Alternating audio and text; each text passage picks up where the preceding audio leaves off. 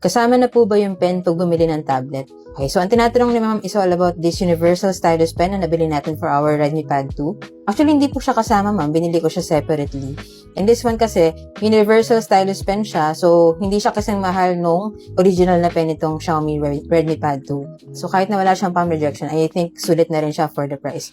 So, madali lang siya i-turn on, no? Kailangan mo lang siya i-double tap dito sa taas.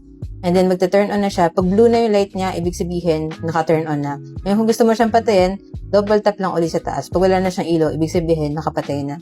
And then, rechargeable siya via Type-C port. Ayan, ganyan yung kanyang port. And then, meron na rin siyang free na Type-C cable na dumating. Tapos, itong tip niya, replaceable to, no? Meron siyang free na 2 extra na pen tip dun sa kanyang box. Yan, if ever na gusto niya palitan. Make sure lang na naka-turn on siya bago niyo siya gamitin.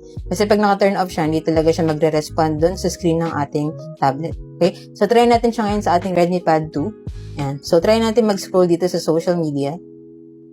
Yan. As you can see, responsive siya. And then, try din natin mag-draw dito sa ating Mi Canvas app. Yan.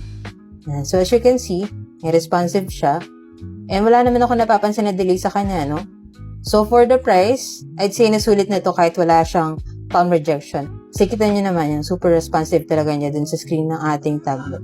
Yan. So, kung gusto nyo rin ng ganitong pen for your Redmi Pad 2, check nyo na lang po dyan sa Yellow Basket. This is the white version, no? Meron din siyang version na color black. Yan. Check nyo na lang po dyan ko nabili yung sa akin para same quality and legit store din yung mapagbilan nyo. Yan. So, yun lang. Sana nakatulong tong video. And if you have any other questions, just let me know in the comments and follow for more tech content.